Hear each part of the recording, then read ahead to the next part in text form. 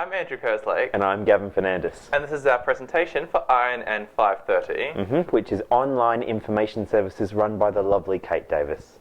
And she is lovely.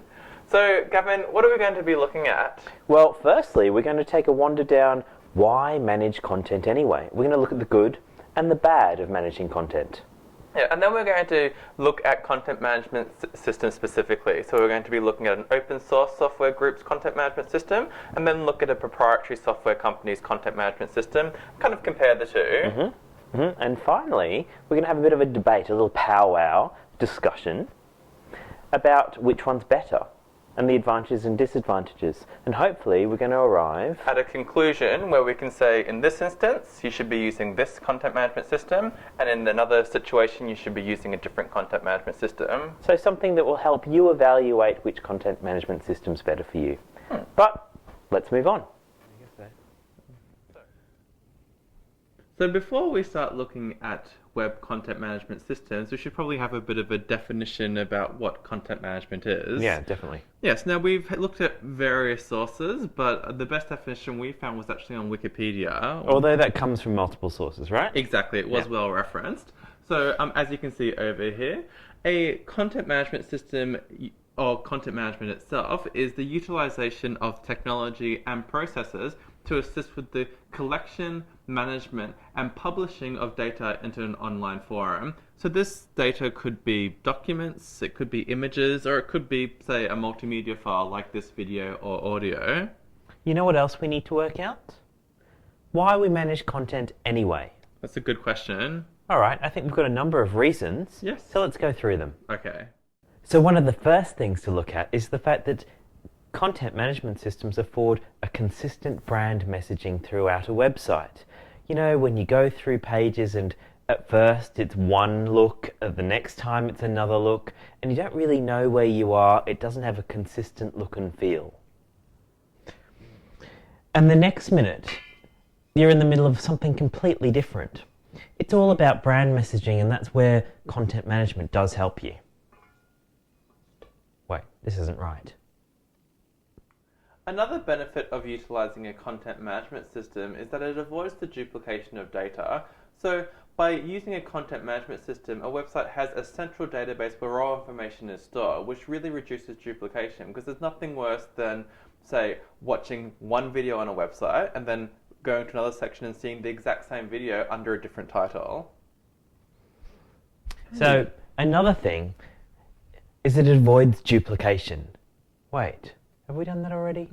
Oh. We need a content management system. We do. Cool.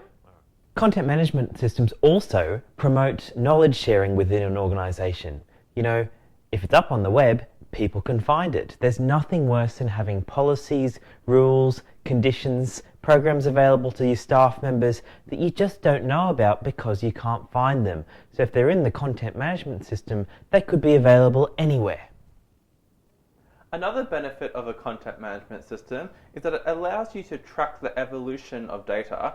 So in a lot of companies over a number of years, they'll update process plans every single year. And so often, say 3 years down the track, a new employee might say, hey, why is a process like this? And so a content management system will allow users to actually look back over the evolution of the document and say, oh, you know, in the past it looked like this, but for this reason it was changed to this. And so it just allows employees of a company to be able to actually track data and see why it is the way it is today.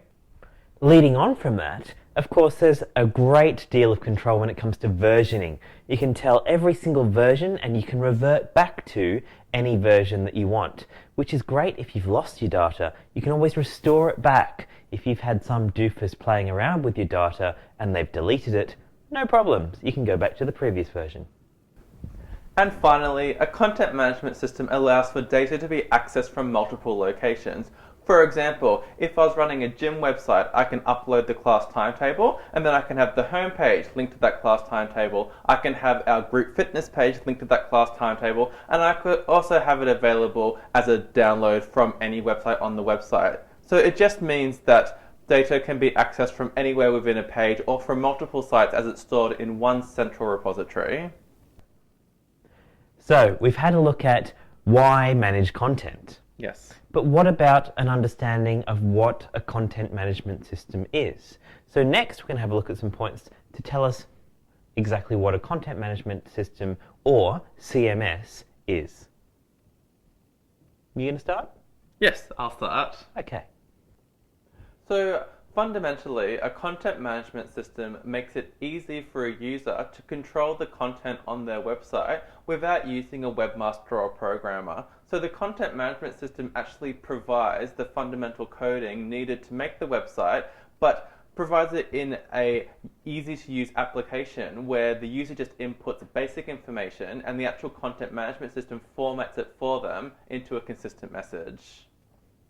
So really what a content management system is, it's a kind of an interface for the web user who updates the content so that they don't need to know the nitty-gritty behind the database that actually keeps, stores, and then serves out that content. So it's really kind of clever, and it's a nice interface way into something that's really quite technical. So by using this code that the user doesn't need to know and this pretty front to a database backend, it creates a flexible and easily updated website for a business or company. The other good thing is it creates a managed template so that users don't need to know anything about the way the website's supposed to look. They just type in their content and wham, it's all in the nice look and feel, and referencing back to that consistent brand messaging that we talked about earlier, it's all in a nice consistent look and feel that they don't even need to worry about. So moving on from what Gavin said, this consistent template can also be easily updated. So, for example, if the company that owns the website is going through some sort of brand change and they want to, for example, change the colors on the website, they only have to update the template and then every single page will be updated automatically. They don't have to go into each individual area of their website and change the look and feel. It's all done centrally by the content management system, which is a fantastic benefit. And building on from that, database stored centrally means that everything's in one location. There's no ferreting about for where someone saved something or where it is in somewhere else. Everything is in one easily managed, easily backed up, easily maintained place, the central database. And finally, a content management system allows for the scheduled publishing of information. So, for example, using a content management system, areas of a business may update their website, every few days, but for example, on a Friday, the actual website will go live. So it just allows people to plan when the content is going to be updated and work around this on a scheduled basis. So we've looked at those things. The next thing to do is work out what are the good features. What are the features you need from a content management system? And so we've summarized the points of a good content management system into 6 key elements, which we'll be talking about shortly. So let's have a look. I'm not really that good at computers. I can only use Word. How am I meant to make a website? And that's okay, because the content management system does that for you. All you need to be able to do is create the content in your head and type it in. Everything else, the CSS, the HTML, the coding, is all done for you. The technical bits, no problem. All you need to do is bring your content. These websites are taking so long to load. I just want to access the information quickly. And that's the thing that you really don't want. You've got databases in the background and all of that content coming in and something happening. You don't want it to add to the time that a user experiences. So you need to pick a content management system that's taken that into account. So good caching and good file management is a very important thing to look for in a content management system. Hey, Miley Cyrus is on a new diet. I want to tweet it to my friends. Oh, I can't. Gosh, the things people care about these days. But your content management system has to be able to grow, right? So if people are caring about Twitter or Facebook, your content management system needs to be able to grow, to be able to interface with these things. If you've bought something that's static, that's no good. You need to be able to have something that will move with the times so that you're not left behind. Again.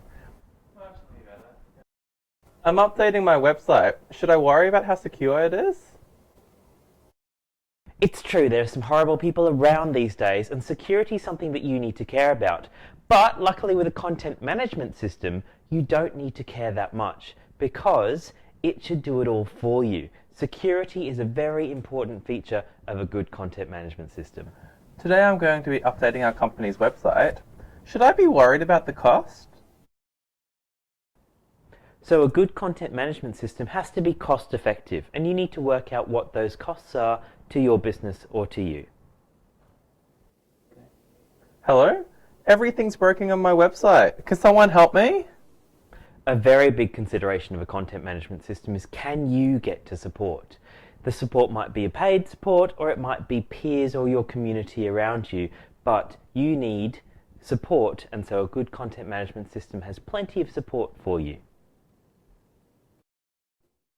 There are two more aspects of content management that you should consider, especially when you're making a decision about how you best use your content management system.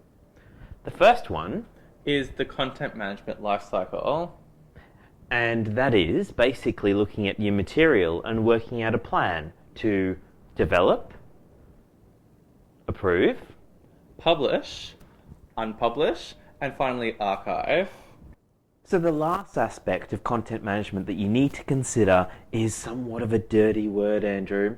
It's governance. And so you need to select a content management system that fits in with your style of governance. And generally, across the board, there are a number of roles that you need to cater for. And the first one of them is the creator. Now, this is the person who actually creates the content that is to be managed by the content management system. So they might be writing a media release for your website. And so that then goes forward through to the editor. And the editor fine-tunes the content to make sure that it has the right look and feel and the right tone so that it can be put into the website and it's not some weird extra little bit of sounding content, that it fits in nicely across the board. Which leads on, of course, to the publisher. Yeah, they're also known as the approver, and so essentially they receive the documentation from the editor, and it's their responsibility to approve it to go live on the website for public viewing.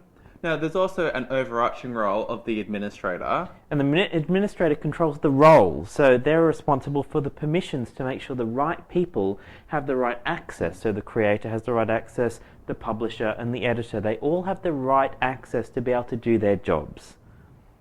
And lastly, there is, of course, the consumer. Which is kind of you. Exactly, the people who are actually seeing the content management system from the front end.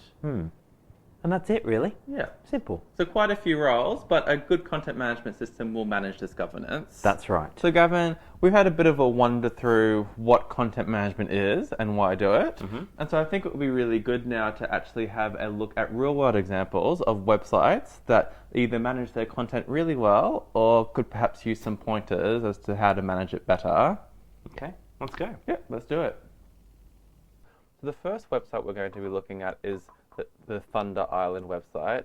Now, Thunder Island is a theme park in America, a bit of a tourist attraction.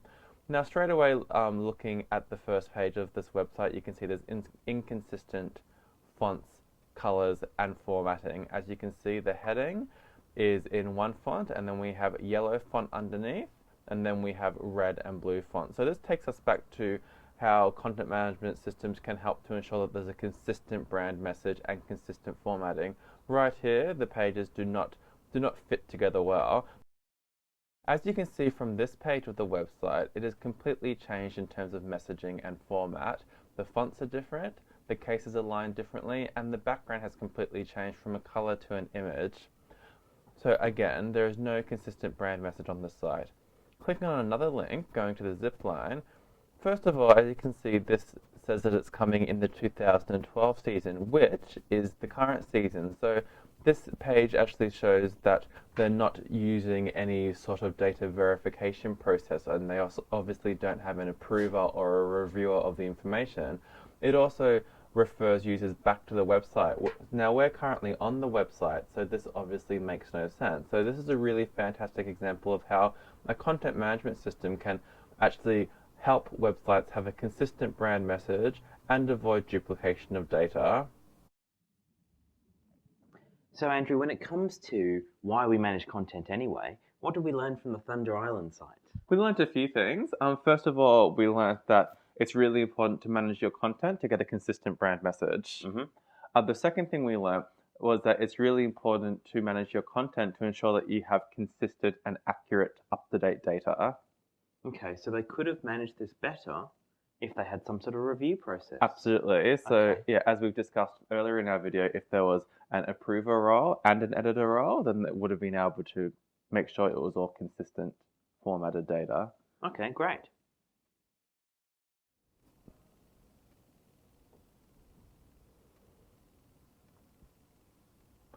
Now, as you can see on this website, it looks quite different to the Thunder Island website. It uses a lot more imagery and also obviously uses Flash to make a much prettier and user-friendly website.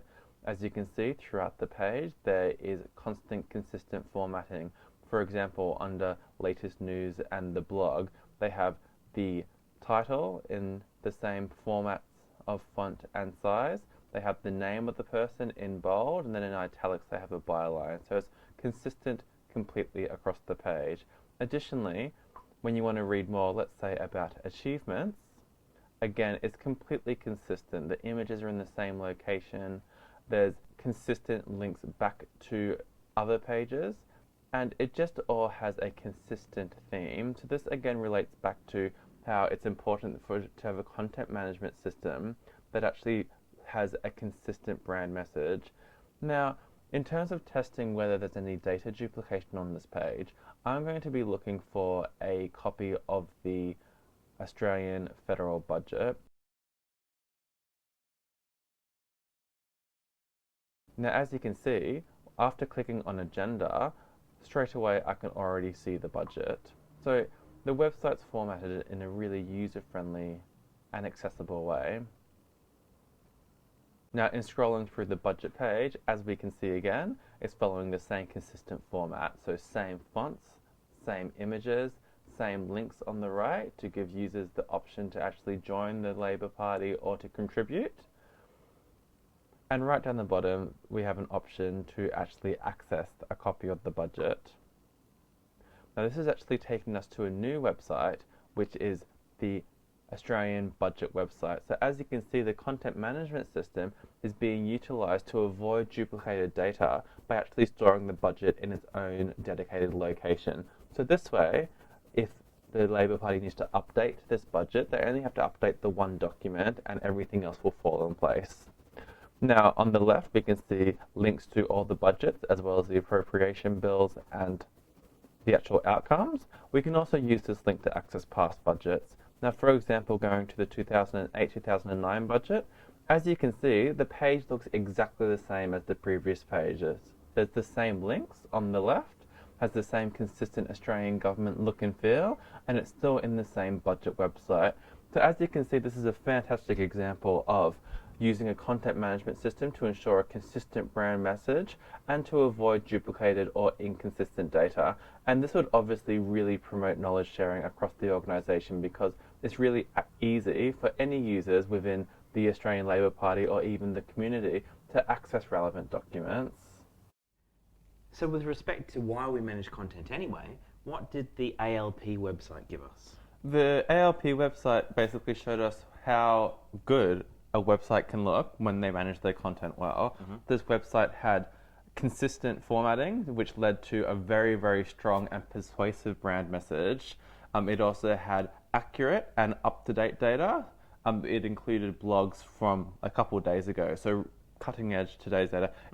And because of the consistent formatting, it also showed that they have a very clear editing and approval process to make sure anything that is online follows the exact same formatting specifications. Okay, great. Really great website. So the next thing to do, we've had a look at the websites, is have a look at the content management systems that might run them. Firstly, we're going to have a look at the commercial one. And for that, we've chosen Microsoft SharePoint. Let's have a look. I'm going to be accessing QUT's Information Hub in order to demonstrate Microsoft SharePoint. Now, first of all, in order to access this content management system, I'm being prompted for a username and password. So this already demonstrates that this site is both safe and secure. Now looking at this website, as you can see, it's all set out in a fairly consistent manner. It has headings with links underneath. So here is the SharePoint website. Now, as an example of a user editing content, on this website, all I have to do is click Site Actions and Edit Page. Now, as you can see here, there's a simple little box to enter the title, and then there's another box to enter content. There is no coding required here, it's just simply you enter the text and the website does the rest for you. So it makes it very easy for a non-expert user to create and maintain content. As can be seen on this website, it follows content management governance quite well. Up in the top of the page, as you can see, it says submit for approval. So as an editor of this page, I can't actually make it go live straight away. Given that this content management system is provided by Microsoft, there is a wide range of user support available, both over the internet and over the telephone. So that's Microsoft SharePoint, but now we're going to look at an open source content management system, and for that, we're going to be looking at WordPress. So let's have a look.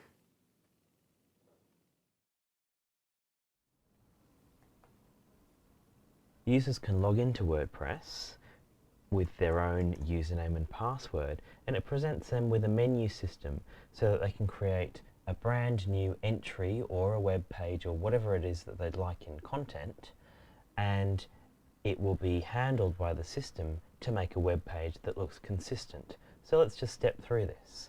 We're going to make a new entry, call it something. So in this case, this is a blog post, but it could be anything. And then type some content. So this shows how easy it is for non-technical users to use this system. They can do any sort of formatting they want, for example, bolding, and they don't need to really understand the way that it looks. In fact, they can have an actual visual look and feel for all of these things, including numbering or bullet points or any other formatting that's normally found in a web page. Once they do that, they can just hit publish, and the content is made available. And what this means is that if you went to the website itself,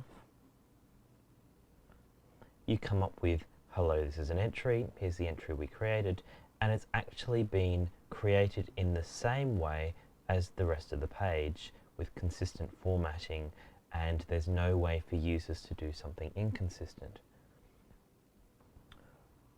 Also a feature of WordPress is constant updates created by the community that look after WordPress to make sure that your content is safe and secure, fulfilling that safe and secure aspect of a good content management system.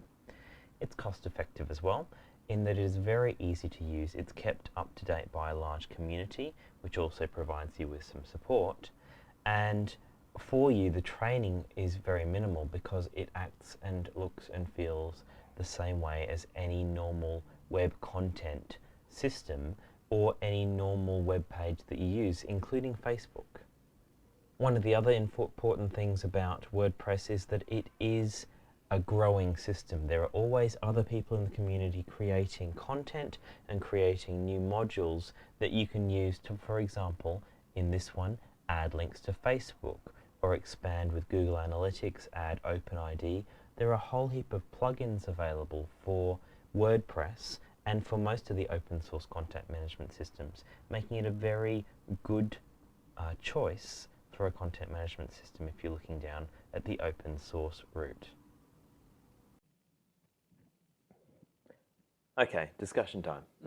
So, we've looked at open source, we've looked at commercial. Which one's better?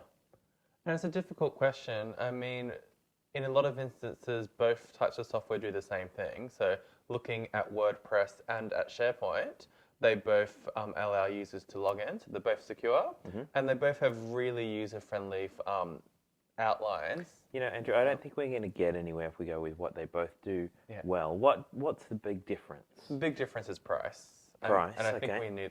we knew this from the beginning. Yep, all right. Yeah. So looking at SharePoint server to buy online, we're looking at cost of up to $7,000. Yep, and then there's all sorts of other licensing fees and rubbish. Exactly.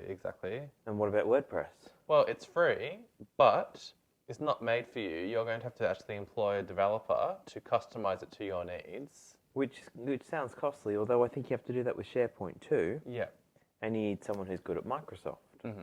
I mean, I think that's the same with any kind of content management system that you buy. You need someone who's an expert. Exactly. So is it cheaper to just put WordPress in? Yeah. Well, I guess the other thing is SharePoint is backed by Microsoft. So, this is an international company. So you're going to have like thousands of people who can assist, who can provide support, or who can develop your SharePoint for you. Yeah, but I think that WordPress would have the same sort of following. I use WordPress. I know Kate uses WordPress. A lot of people use WordPress. Well, every single business I've ever worked in uses SharePoint to manage their content. Fair enough, okay. And I also think there's a bit of a stigma that goes with open source software, like it's free, it can't be that good. I think businesses like going with a name they trust, like Microsoft or Apple or even like Adobe.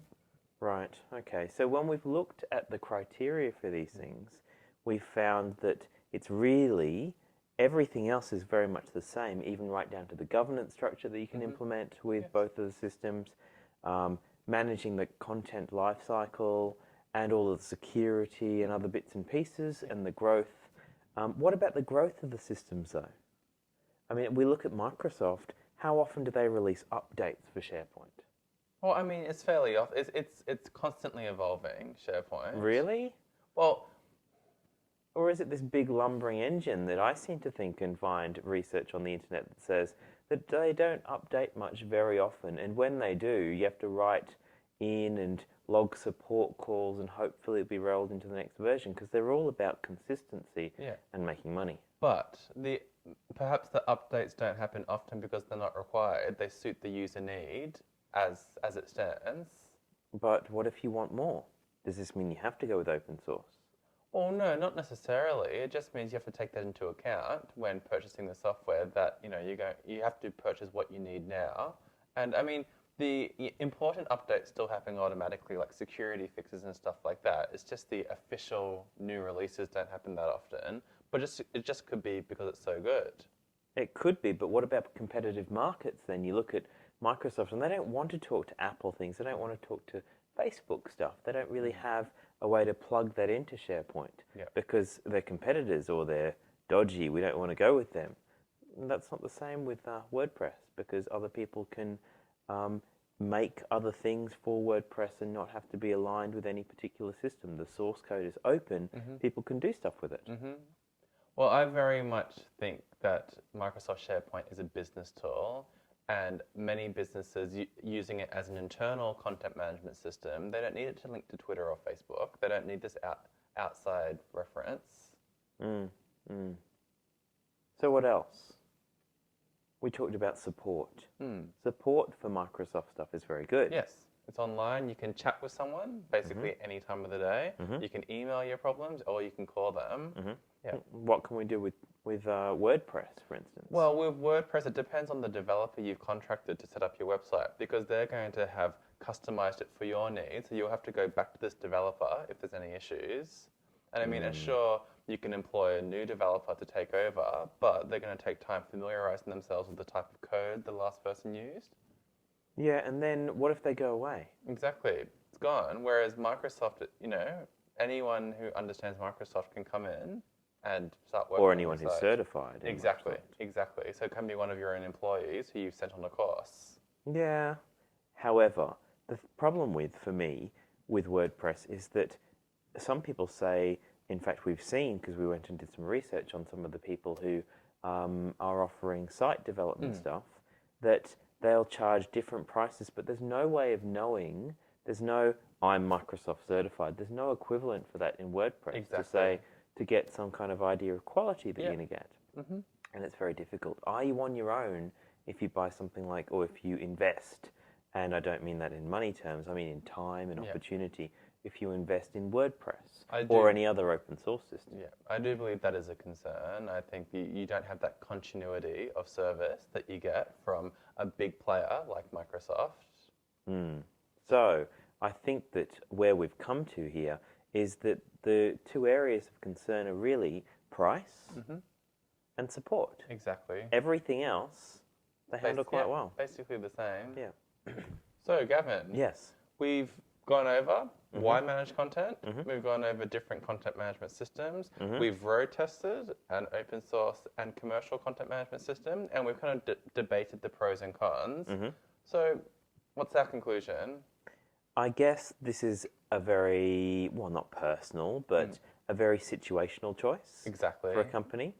I think that what we've come up with in the end is that if you're going to pick an open source system, then you better be prepared to get down and dirty and delve into it. Exactly. So there's an investment of time and expertise and skill that needs to go into that. Yeah.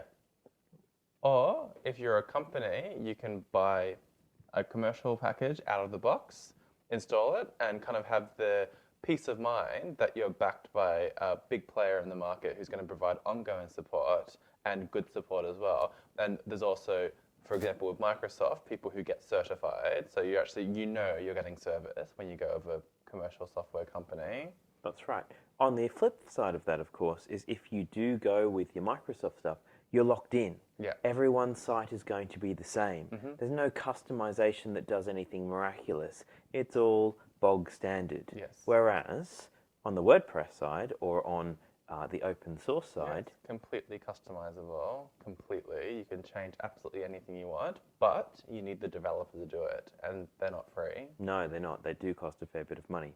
And do you have any guarantee that you've got some quality assurance and that you can continue to be able to support that if something goes wrong or if you have new needs and the person that you relied on has gone away? Exactly.